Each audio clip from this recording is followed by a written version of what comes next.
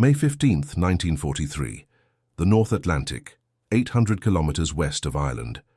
Captain Thomas Hendricks stood on the bridge of the Liberty ship Samuel Morrison, watching 47 merchant vessels stretch across the grey water in neat columns, each ship precisely 500 meters from the next.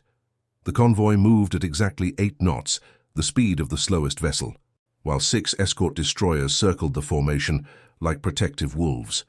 To the German submarine commanders who had ruled these waters just months earlier, this floating city of cargo ships represented something they had dismissed as laughably inefficient. They were about to learn exactly how wrong they were. Before we dive into this story, make sure to subscribe to the channel and tell me in the comments where you're watching from. It really helps support the channel.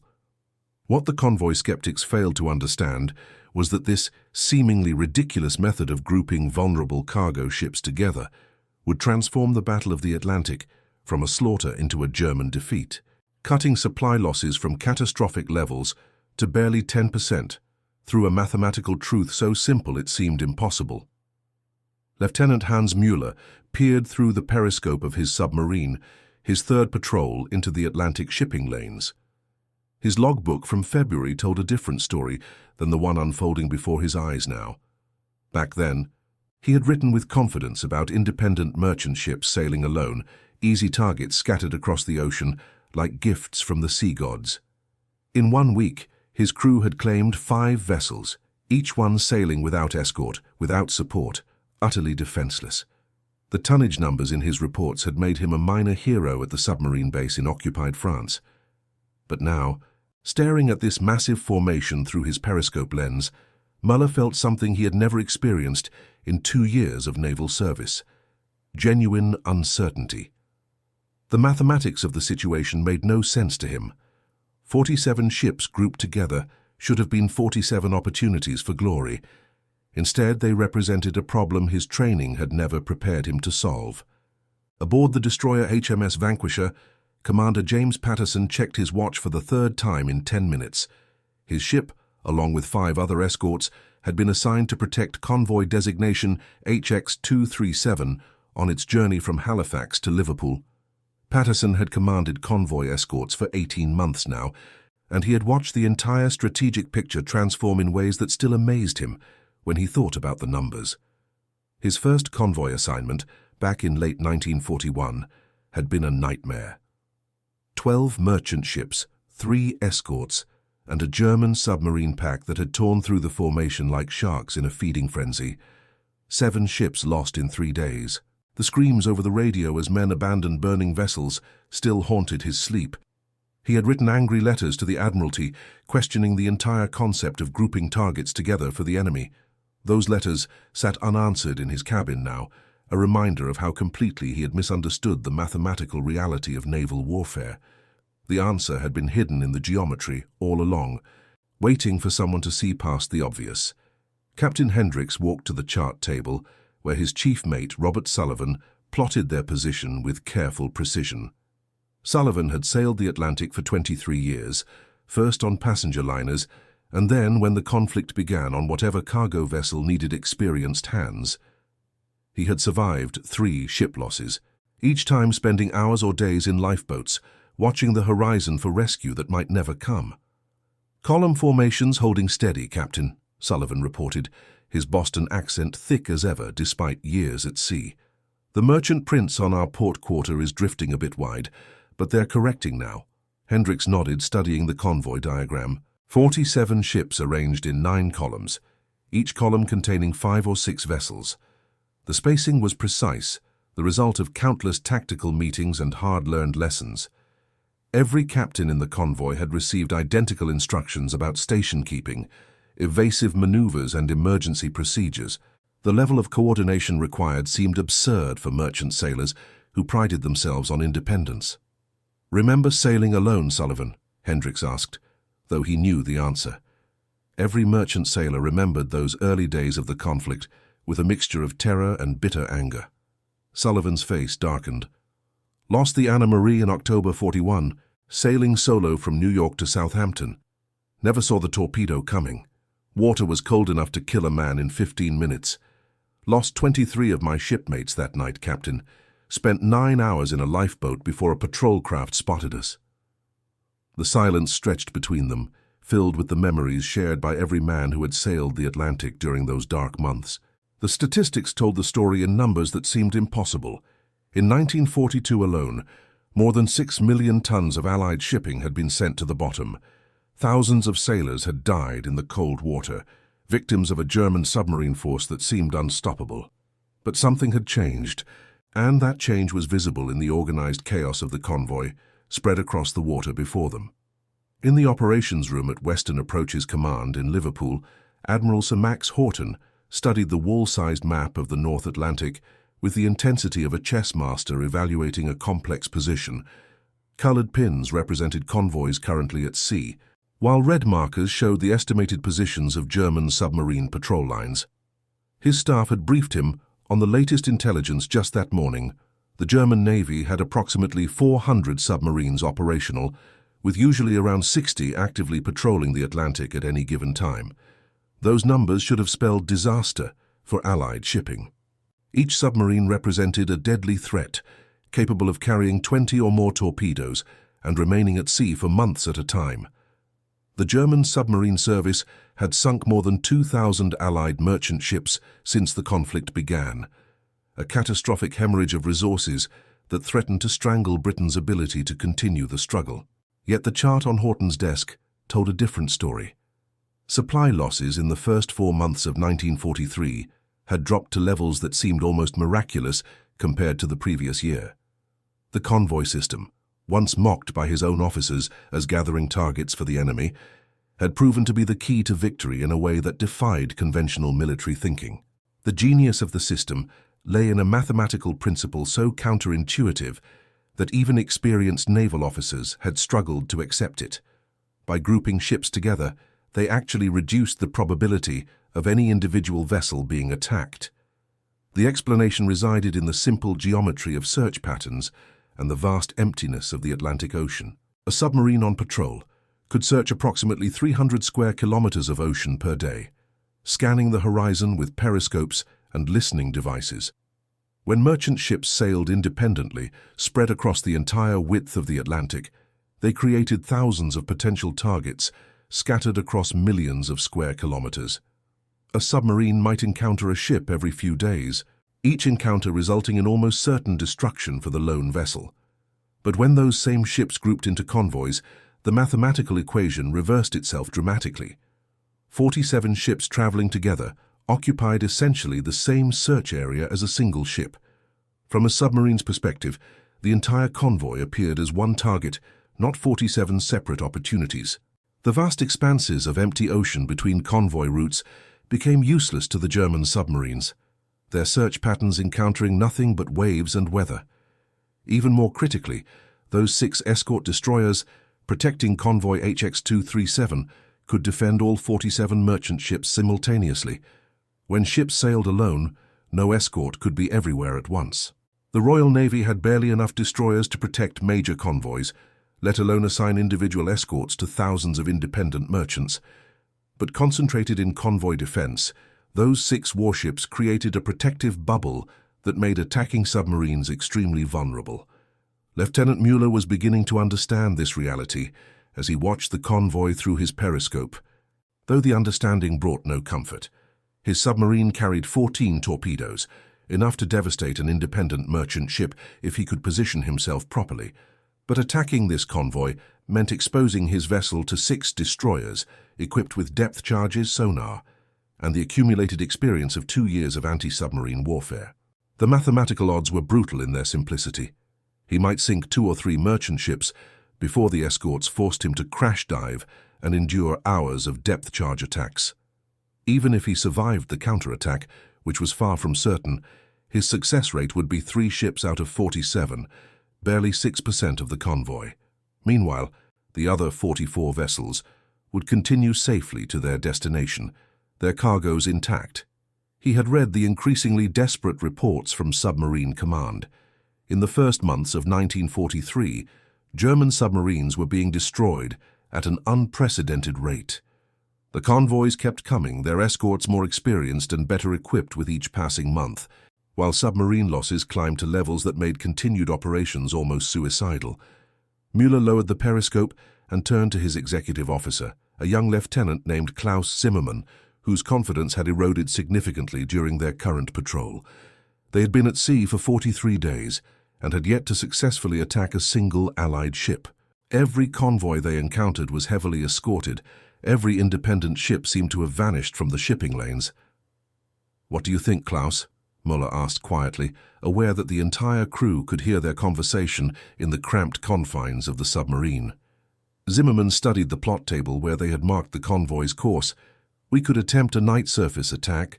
Captain, approach from ahead, submerge to periscope depth, fire a spread of 3 torpedoes, then crash dive before the escorts can locate us." It was the standard attack doctrine, and it might work if they were extraordinarily lucky and the escort commanders were having an extraordinarily bad day. But Müller had heard too many stories from returning crews about convoys that seemed almost impossible to attack successfully. The escorts had become too good at their jobs, the tactical coordination too refined, the defensive measures too comprehensive. "And if we miss?" Müller asked, though he already knew the answer. "If those torpedoes fail to find targets, or if the escorts detect our approach, we will spend the next 6 hours dodging depth charges, using up our battery power and compressed air, and this convoy will continue on its way, barely noticing our existence." The truth hung in the air between them. The convoy system had transformed submarine warfare from a hunting expedition into a game of impossibly poor odds. The German Navy had built its Atlantic strategy on the assumption that independent merchant ships would provide endless opportunities for attacks. Nobody had seriously considered what would happen if the Allies simply grouped those ships together and accepted the apparent inefficiency of moving at the speed of the slowest vessel.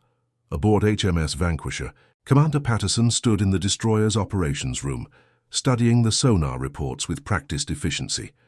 His crew had detected a possible submarine contact 40 kilometers ahead of the convoy, a faint acoustic signature that might represent a German submarine lying in wait, or might be nothing more than a whale or a thermal layer playing tricks with the sound waves. "Plot an intercept course," Patterson ordered. "Signal the convoy to execute a 15-degree turn to port. We'll investigate the contact while the merchant ships adjust their route." The order rippled through the convoy with impressive speed. Within minutes, 47 ships began a coordinated turn, maintaining their precise spacing even as they altered course. The maneuver represented countless hours of training and standardized procedures. In the early days of the convoy system, such coordination would have been impossible. Ships would have scattered or collided, creating chaos that submarines could exploit ruthlessly. But the Allied navies had learned from their catastrophic losses in 1941 and 42. Every merchant captain now received comprehensive training in convoy procedures. Standard signals communicated intentions clearly. Emergency protocols ensured that even if the convoy scattered under attack, ships knew designated dispersal routes and rendezvous points. The system had evolved from a desperate improvisation into a refined tactical doctrine backed by industrial production that Germany simply could not match. Patterson's thoughts turned to the numbers he had reviewed during the pre-convoy briefing in Halifax. The shipyards of America alone were launching merchant ships at a rate that seemed almost impossible to comprehend. 3 Liberty ships completed every 2 days, each vessel constructed in an average of 42 days from keel laying to launch. The welding techniques and prefabrication methods allowed yards to produce standardized cargo carriers at a pace that overwhelmed German submarine construction. Even more critically, escort production had accelerated dramatically. New destroyer escorts, corvettes, and frigates were entering service every week, each one adding to the protective screen that made convoy attacks increasingly suicidal for submarine crews. The industrial mathematics were brutal in their finality. For every merchant ship Germany managed to send to the bottom, 3 more entered service. For every submarine that returned from patrol, half a dozen new escort vessels joined the battle. The German submarine service was being ground down by simple arithmetic, and the convoy system was the mechanism making that mathematics deadly effective. Back aboard the Samuel Morrison, Captain Hendricks received the signal for the course change and ordered his helmsman to execute the turn. Around him, 46 other ships performed the same maneuver with a precision that would have seemed impossible just 2 years earlier. The convoy maintained its formation even as it altered course, a floating city changing direction as smoothly as a single vessel. Chief Mate Sullivan watched the evolution with professional satisfaction. "Remember the mess we had on Convoy SC-94, Captain? Half the ships turned the wrong direction, 3 collisions, complete chaos. The escorts couldn't protect anyone because nobody knew where anyone else was supposed to be." Hendricks remembered that disaster vividly. It had been his second convoy assignment, and the lack of standardized procedures had nearly gotten them all destroyed. Ships had scattered across 50 kilometers of ocean, each one effectively alone despite being part of a convoy. 2 vessels had been lost to submarine attacks that night, victims of confusion as much as enemy torpedoes. The transformation since then represented more than just improved training. It reflected a fundamental shift in how naval logistics operated. The merchant marine had accepted military discipline, and the Royal Navy had learned to coordinate civilian vessels with naval precision. The result was a system that functioned with remarkable efficiency despite moving thousands of ships across hostile waters every month. Sullivan pulled out a worn notebook where he kept personal records of every convoy he had sailed. "By my count, Captain, I've crossed the Atlantic 14 times since they implemented the full convoy system in mid-42. 14 crossings, and we've only been attacked twice, both times unsuccessfully. The escorts drove off the submarines before they could even launch torpedoes properly."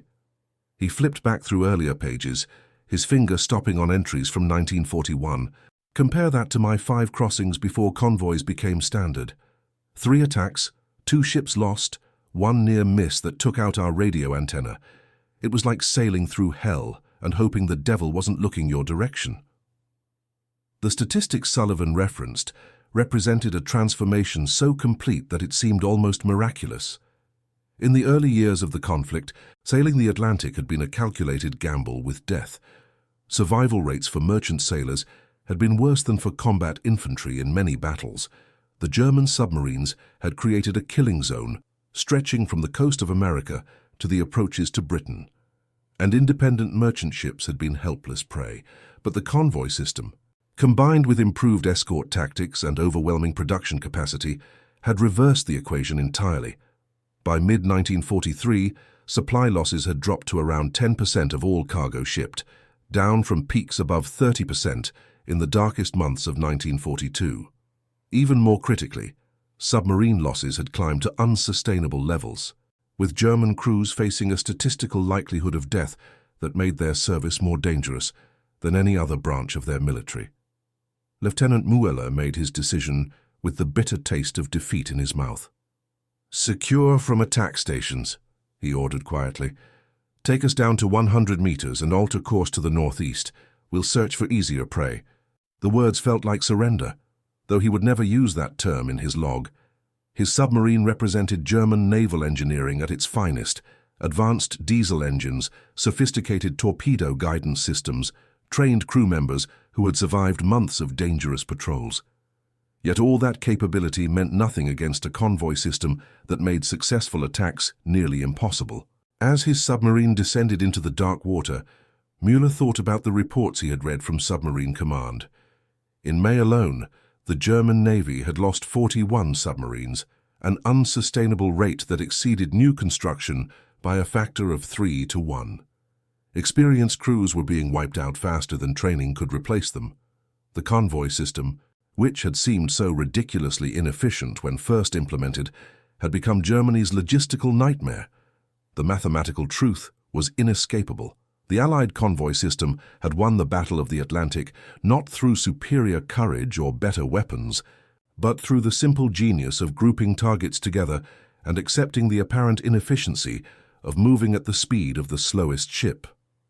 That counterintuitive decision, mocked by submarine commanders and questioned even by Allied naval officers, had transformed supply line protection from an impossible task into a routine operation. Aboard HMS Vanquisher, Commander Patterson received confirmation that the suspected submarine contact had turned away without attacking. He ordered his destroyer back to its escort position, satisfied that the German submarine commander had made the rational decision to avoid a heavily defended convoy. Another successful crossing. Another convoy that would reach Liverpool with all ships intact. Another small victory in the accumulating weight of evidence that the tide had turned. Patterson understood what many civilians did not. The war would be won or lost based on logistics as much as battlefield courage. Every ton of supplies that reached Britain represented food for the civilian population, fuel for aircraft and tanks, ammunition for soldiers, and raw materials for war production. The convoy system ensured that those supplies arrived with predictable reliability, despite the presence of hundreds of German submarines in the Atlantic. The Germans had lost the Atlantic campaign the moment the Allies committed fully to the convoy system, though it had taken months of brutal losses and hard-learned lessons to perfect the tactics. The apparent ridiculousness of grouping vulnerable ships together had proven to be profound strategic wisdom, based on mathematical principles that submarine commanders were only now beginning to truly understand. As convoy HX-237 continued its journey toward Liverpool, Captain Hendricks stood on the bridge of the Samuel Morrison and watched the sun set over a formation of ships that represented industrial democracy at its most powerful. 47 vessels carrying thousands of tons of cargo, protected by 6 destroyers, crewed by men who had refined convoy defense into an art form.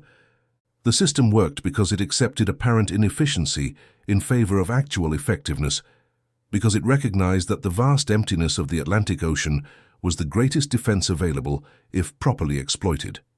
The cargo manifest secured in Hendricks's cabin told part of the larger story. 10,000 tons of steel plate, 5,000 tons of aluminum ingots, 3,000 tons of machine tools, 2,000 tons of copper wire, 1,500 tons of rubber, and 1,000 other items essential to maintaining Britain's war production. Multiply that across the dozens of convoys currently crossing the Atlantic, and the scale of the logistical achievement became apparent. The German submarine force, despite its technological sophistication and the courage of its crews, simply could not stop this flood of materials, arriving month after month with increasing reliability. Chief Mate Sullivan joined Hendricks on the bridge as the last light faded from the western sky. "Another day closer to home, Captain. If the weather holds and the escorts keep the submarines nervous, we'll be in Liverpool in 5 days. Hendricks nodded, thinking about his first Atlantic crossing in early 1942, when every moment at sea had felt like borrowed time. The transformation since then represented more than just tactical improvement. It represented a fundamental lesson about warfare that would echo through military history. Sometimes the most effective solution is also the most seemingly ridiculous, and mathematical truth matters more than conventional wisdom.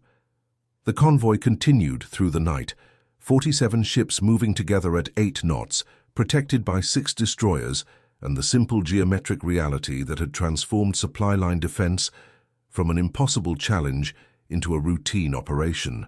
In submarine bases across occupied Europe, German crews prepared for patrols that grew more dangerous with each passing month.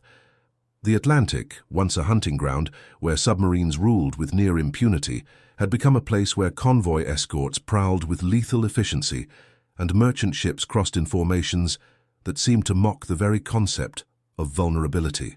Lieutenant Mueller's submarine eventually surfaced 6 hours later, having found no easier targets in the empty ocean between convoy routes. His radio operator handed him a decoded message from Submarine Command. 2 more German submarines lost that day, 1 destroyed by convoy escorts, another damaged so severely during an attack that it had been forced to surrender on the surface. The casualty reports made grim reading, evidence of a campaign that Germany was losing, despite the technical excellence of its submarine force. Mueller sat in his tiny cabin and wrote in his personal diary words he would never include in official reports. "The convoys have beaten us, not through superior force, though they have that as well, but through a tactic so simple we never believed it would work. They group their ships together, accept the speed penalty, and rely on the vastness of the ocean to protect them. We patrol empty water while convoys pass through narrow lanes we cannot effectively cover. When we do find them, the escorts make attacks nearly suicidal. The mathematics are against us. And mathematics do not care about courage or skill. He never filed that diary entry in any official record, but its truth echoed through the German submarine service as 1943 progressed. The Convoy system, combined with Allied industrial production that Germany could not match, had transformed the Battle of the Atlantic from a German victory into a comprehensive defeat. By the end of May 1943, German submarines' losses had reached levels that forced a temporary withdrawal from the North Atlantic convoy routes entirely, a tacit admission that the tactical situation had become untenable. Convoy HX-237 reached Liverpool on May 22, 1943, with all 47 ships intact and accounted for. Captain Hendricks watched the unloading operations with satisfaction, knowing that every ton of cargo represented success in a campaign that had seemed hopeless just 18 months earlier. The apparently ridiculous method of grouping vulnerable ships together had proven to be the key to victory in a battle where mathematics mattered more than courage. The final statistics from the Battle of the Atlantic told the story with numbers that seemed almost impossible given the desperate situation in 1942. Of the approximately 300 convoys that crossed the Atlantic in 1943, fewer than 30 suffered any losses at all, and total supply losses dropped below 10% for the first time since the conflict began. Meanwhile, German submarine losses climbed to levels that made continued operations effectively suicidal, with survival rates for submarine crews falling below 25%. The convoy system had achieved what seemed impossible, protecting thousands of merchant ships crossing hostile waters while inflicting unsustainable losses on the attacking force. The method worked precisely because it embraced apparent inefficiency in favor of actual effectiveness, because it recognized that the mathematical principles of search patterns and probability mattered more than conventional notions about not grouping targets together. Commander Patterson continued escorting convoys through the end of the war, eventually commanding a destroyer escort group responsible for protecting multiple convoys simultaneously. He kept the angry letters he had written questioning the convoy system in his cabin as a reminder of how wrong initial assumptions could be when they conflicted with mathematical reality. The genius of the convoy system lay not in its complexity, but in its counterintuitive simplicity. Grouping targets together reduced vulnerability rather than increasing it, provided you understood the geometry of ocean warfare. Chief Mate Sullivan sailed 32 more convoys before the conflict ended, losing count of the thousands of kilometers crossed without serious incident. He kept his notebook with its detailed records of every crossing, a personal testament to the transformation from the desperate chaos of 1941 to the refined efficiency of 1944 and 45. The ridiculousness he had initially felt about sailing in formation with dozens of other ships had given way to profound respect for a system that had saved countless lives through the simple application of mathematical principles. The Liberty ship Samuel Morrison completed 43 successful Atlantic crossings before being retired from service in 1947, a testament to the effectiveness of convoy protection. Captain Hendricks commanded her for 31 of those crossings, each one a small victory in the campaign that ensured Allied logistics could sustain the war effort despite the presence of hundreds of enemy submarines. Lieutenant Muller survived the conflict, his submarine returning to base in early 1944 after a patrol where they had encountered 3 convoys and attacked none. The tactical situation, making every potential engagement effectively suicidal. He never fully understood why the convoy system had proven so devastatingly effective against the German submarine force until years after the war, when he studied the mathematical principles that had made grouping ships together the key to Allied victory in the Atlantic. The lesson resonated through naval history and beyond. Sometimes the most effective solution appears ridiculous precisely because it contradicts conventional assumptions. The convoy system worked not despite its apparent inefficiency, but because that inefficiency was actually profound efficiency when measured against the reality of ocean warfare. By accepting the speed penalty and the coordination challenges, the Allies had transformed submarine warfare from a campaign of attrition they were losing into a mathematical equation they dominated completely. The Battle of the Atlantic was won not through superior courage or better technology, though both played important roles, but through the simple recognition that vast ocean spaces provided excellent defense if properly exploited. The convoy system turned that recognition into a tactical doctrine that saved thousands of ships and countless lives while inflicting unsustainable losses on the attacking force. The ridiculousness that submarine commanders mocked in early 1942 had become their nightmare by mid-1943, a transformation so complete that it forced the German Navy to fundamentally reassess its entire Atlantic campaign. And that concludes our story. If you made it this far, please share your thoughts in the comments. What part of this historical account surprised you most? Don't forget to subscribe for more untold stories from World War II and check out the video on screen for another incredible tale from history. Until next time.